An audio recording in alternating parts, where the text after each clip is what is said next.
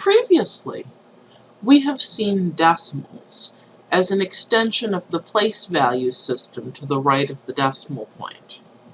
So just as we have a hundreds place, a tens place, and a ones place, after the decimal point we have a tenths place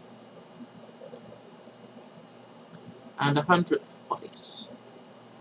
However, there's another perspective on decimals that in many ways makes more sense, and that is that decimals are shorthand for a specific kind of fraction. What kind of fraction? Well, it's called a decimal fraction. A decimal fraction is just one in which the denominator is a power of 10. That is, a 1 followed by some number of zeros. So 3/10ths, 957 hundredths, 83 ten-thousandths, and so on. Anytime we see a decimal fraction, we can write that as a decimal, where the number of zeros in the denominator is the number of digits after the decimal point. So 3/10ths, I copy the digits of the numerator. I see 1 0 in the denominator. I want to have 1 digit after the decimal point. And I'm going to write in a 0 before the decimal point because that looks nice. If I have 957 hundredths, well, I'm going to copy the digits 957. I see 2 zeros in the denominator. I want 2 digits after the decimal point. And then 83 ten-thousandths. I see 4 zeros in the denominator. Uh-oh. I want 4 digits after the decimal point, but I only have 2 digits available. I'll need to fill in zeros to get up to 4 digits. 4 zeros in the denominator, 4 digits after the decimal point.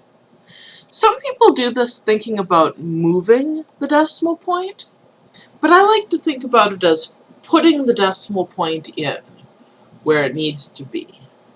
Okay, so what's so great about this, right? Most of the time when we meet fractions, they don't look like this.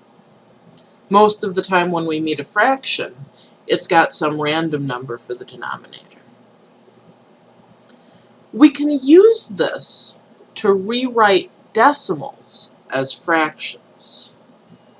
Or if we want to get really wild, we can write decimals as mixed numbers. So, for example, if we want to write 0.8 as a fraction, we could write 8 tenths. Right, 1 digit after the decimal point means 1 0 in the denominator. If we wanted to write it as a fraction in lowest terms, we could then go on to say, all right, I see that 8 and 10 have a 2 in common. 5 is prime, so there's nothing else. 0.8 is equal to the fraction 4/5. If we wanted to write 1.25 as a fraction, well, 125, and then 2 digits after the decimal point means 2 zeros in the denominator. If we wanted to write it as a fraction in lowest terms, maybe you'd like to do this with prime factors, but I'm plugging quarters into a vending machine, and I see that 25 is a common factor. And I see that this is equal to 5/4. We can even use this to write a decimal as a mixed number. The part before the decimal point is going to be my whole number part, right? This is the ones place. That's a whole number place value. And then 0.5, 5, and then 1 digit after the decimal point means 1 0 in the denominator. In lowest terms, well, I've got 5/10. I see a common factor of 5.